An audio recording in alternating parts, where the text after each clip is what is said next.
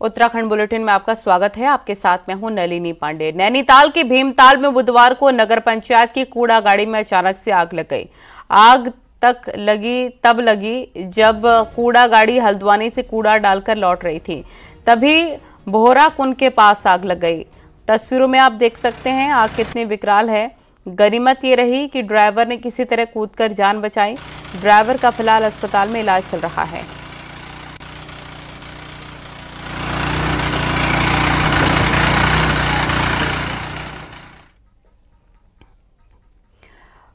Fire season के बीच मौसम की बेरुखी ने वन विभाग की मुश्किलें बढ़ा दी हैं। पूरे अप्रैल में बारिश होने की कोई उम्मीद नहीं है, लिहाजा जंगलों की आग तेजी से बढ़ती नजर आ रही है। देखिए इसी पर रिपोर्ट।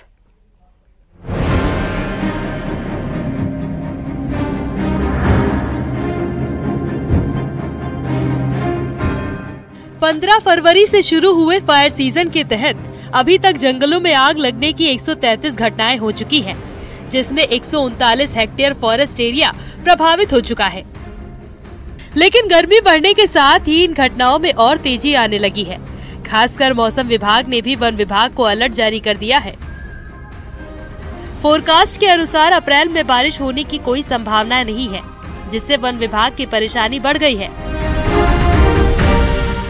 जिसके बाद वन विभाग ने सभी डिवीजनों को अलर्ट मोड पर रहने को कह दिया है और 7 जिलों को विशेष अलर्ट पर रखा गया है, जिसमें कुमाऊं में अल्मोड़ा, चंपावत, पिथौरागढ़, नैनीताल और गढ़वाल में चमोली, टिहरी, उत्तरकाशी जिलों को अलर्ट किया गया है।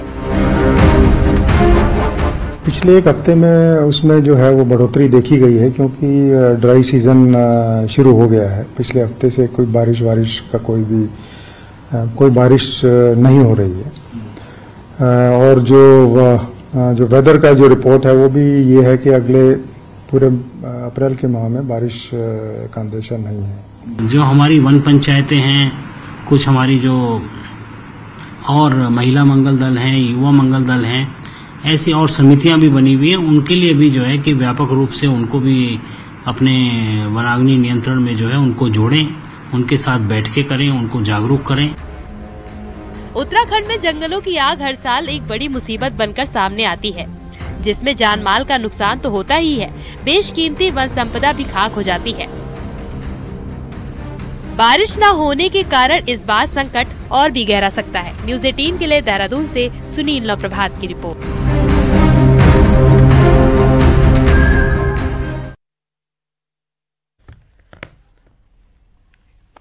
प्रधानमंत्री नरेंद्र मोदी गुरुवार यानी कि कल एक बार फिर से उत्तराखंड आ रहे हैं। कल पीएम मोदी के ऋषिकेश में मेगा रैली होगी। यहां के आईडीपीएल मैदान में प्रधानमंत्री चुनावी सभा को संबोधित करेंगे। आज ऋषिकेश पहुंचे मुख्यमंत्री पुष्कर सिंह धामी ने पीएम मोदी की मेगा रैली की तैयारियों को जायजा लिया। ऋषिकेश के आईडीपीएल मैदान में पीएम मोदी की जनसभा होगी। सीएम पुष्कर सिंह धामी ने कहा कि पीएम मोदी की रैली को लेकर लोगों में उत्साह है। सीएम ने यह भी कहा कि पीएम मोदी का कार्यक्रम ऐतिहासिक होगा।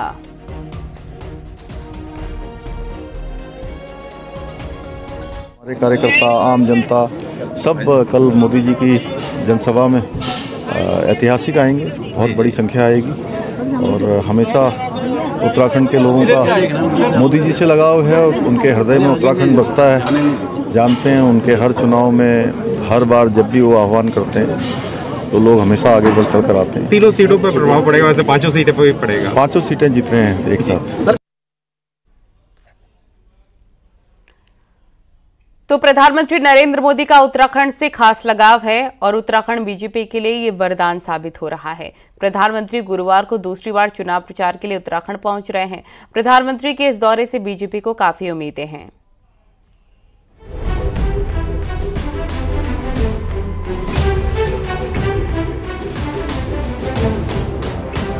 गुरुवार को प्रधानमंत्री नरेंद्र मोदी तीर्थ नगरी ऋषिकेश में होंगे, जहां वो चुनावी जनसभा से 3 लोकसभा क्षेत्र हरिद्वार, पौड़ी और टिहरी के वोटर्स को साधने का काम करेंगे।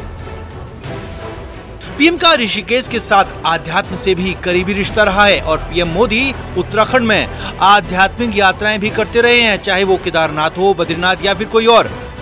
अब बीजेपी को प्रधानमंत्री मोदी की जनसभा से बड़ी उम्मीदें हैं। मैं ये कह सकता हूँ कि हृदय से वो संत है और यहाँ की देवभूमि के प्रति उनका आकर्षण है और यही कारण है कि उनका बार बार आगमन होता है। वो बहुत कुछ यहाँ के बारे में जानते समझते हैं, इसलिए यहाँ के विकास पे भी अपने आप को केंद्रित करते हैं। विशेषकर अध्यात्म ने उनको यहाँ प्रभावित किया, क्योंकि उन्होंने अपने यौवन काल में यहाँ पर अध्यात्म की शिक्षा ली। उत्तराखंड से पीएम मोदी का पुराना नाता है और जब 2001 में पहली बार उन्हें गुजरात का मुख्यमंत्री बनने के लिए कहा गया तो उस वक्त पीएम मोदी बद्रीनाथ में थे और फोन कॉल आने के बाद ही वो दिल्ली रवाना हुए। लिहाजा पीएम से बड़े वादों की भी यहाँ उम्मीद है। तो मुझे अच्छी तरह याद है, उन्होंने कहा कि मुझे दिल्ली जाना है, तो हमने पहले दिन ही, क्योंकि हमारी जो कार्य समिति थी उसके वो मुख्य अतिथि थे, पहले दिन ही हमने उनका जो है कि संबोधन करा करके उनको दिल्ली भेजा। तो दिल्ली जाने के बाद कुछ ही दिनों बाद वो गुजरात के मुख्यमंत्री के रूप में उन्होंने शपथ ली। पीएम मोदी की जनसभा को ऐतिहासिक बनाने के लिए बीजेपी पुरजोर कोशिश में है और लाखों की भीड़ जुटने का दावा किया जा रहा है। ऋषिकेश से न्यूज़ 18 के लिए सुनील नवप्रभात की रिपोर्ट।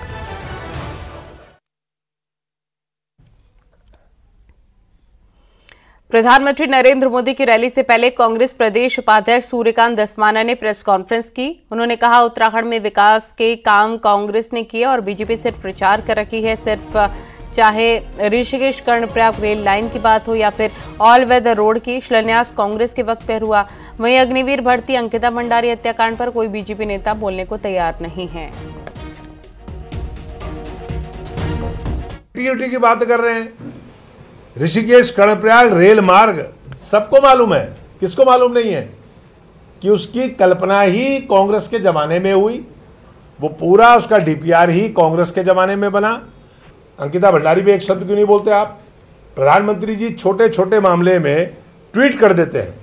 प्रधानमंत्री जी वेस्ट बंगाल चले जाते हैं। अब मणिपुर की बात नहीं करूंगा मैं, लेकिन भैया हमारी बेटी राहुल गांधी ने शक्ति का सम्मान करके अपनी भारत जोड़ो यात्रा का पूरा एक दिन अंकिता भंडारी को समर्पित किया था। मुख्यमंत्री पुष्कर सिंह धामी का ताबड़तोड़ चुनाव प्रचार जारी है। सीएम पुष्कर सिंह धामी आज रामनगर के मालधन चौड़ पहुंचे, जहां उन्होंने पौड़ी लोकसभा सीट के बीजेपी प्रत्याशी अनिल बलूनी के समर्थन में एक जनसभा को संबोधित किया। उन्होंने विश्वास के साथ कहा कि गर्मी भरी दोपहर में यहां जो जनसैलाब उमड़ा है उससे वो अनिल बलूनी की रिकॉर्ड जीत के प्रति आश्वस्त हैं।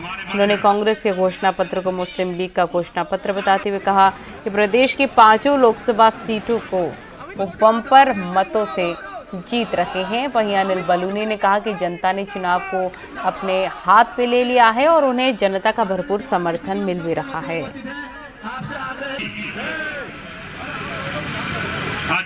पुष्कर सिंह धामी जी, हम आपको प्रणाम करते हैं। आपने 4000 एकड़ जमीन ऐसे करके छुड़ाई जो गलत तरीके से कब्जा की थी।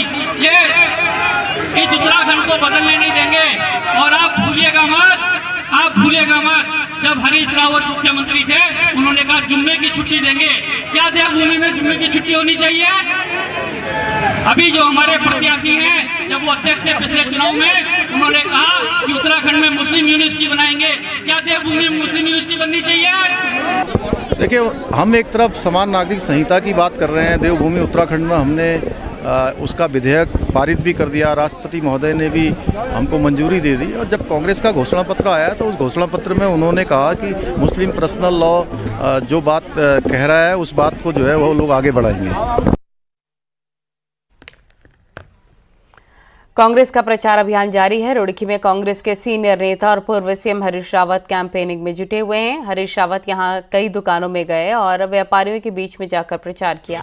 इस दौरान हरीश रावत एक छोले भटूरे की दुकान पर भी गए और खुद लोगों को छोले भटूरे परोसे। हरीश रावत ने कहा कि पूरे इलाके में उनको और हरिद्वार प्रत्याशी वीरेंद्र रावत को खासा प्यार मिल रहा है और पूरा हरिद्वार कांग्रेस के साथ है। जूस कॉर्नर, कई भाइयों के पान कॉर्नर, रसगुल्ला कॉर्नर, सब कॉर्नर चांद दी। वीडियो बना लिया, हाँ सब चांद दिया। नरेश भाई के छोले तो अभी देखो बड़ा ताजा है, मेरे मुंह में स्वाद उसका। क्या कहना चाहेंगे, कितना प्यार मिल रहा है जनता को? बहुत प्यार मिल रहा है, बहुत प्यार मिल रहा है। ये प्यार परिवर्तन में बदलेगा।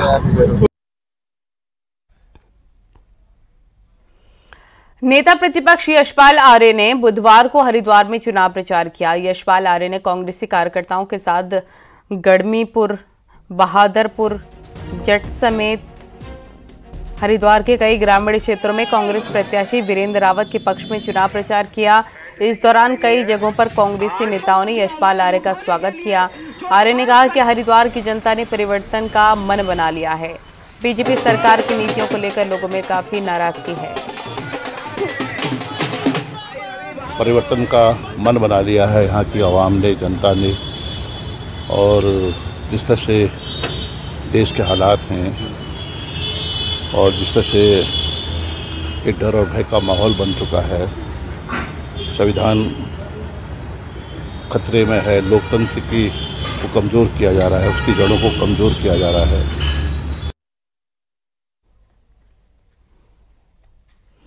पूर्व मुख्यमंत्री हरीश रावत का एक पोस्ट सोशल मीडिया पर चर्चा का विषय बना हुआ है, जिसमें वो हरिद्वार लोकसभा सीट से निर्दलीय प्रत्याशी के तौर पर चुनाव लड़ रहे उमेश कुमार पर तंज कसते हुए लिखते हैं कि कैसी विडंबना है कि अब स्टिंगबाज भी सांसद बनने का ख्वाब देखने लग गए हैं।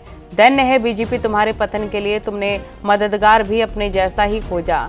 इस पर जब बीजेपी के हरिद्वार से उम्मीदवार त्रिवेंद्र सिंह रावत से पूछा गया तो उनका कहना था कि ये उन दोनों की आपसी लड़ाई है और मैं उस लड़ाई में नहीं पड़ना चाहता और हर सवाल का जवाब दिया जाए ये जरूरी भी नहीं। अब देखो भाई, वो तो दोनों की आपसी लड़ाई है। मुझे कोई दिखा रहा था उनका भी कोई जो सोशल मीडिया का में जो उन्होंने दिया है वो भी दिखा रहे थे, लेकिन हर किसी के बारे में कोई टिप्पणी की जाए मुझे लगता कि जरूरी नहीं है। सर, हरिद्वार में कैंपेन किस तरीके से चल रहा है और क्या आपको लगता है कि बड़े जो नेता है वो हरिद्वार में कैंपेन करने आ रहे हैं या नहीं आ रहे हैं? किस तरीके से नहीं आ रहे? देखिए, अभी लगातार कैंपेनिंग वहां पर चल रही है।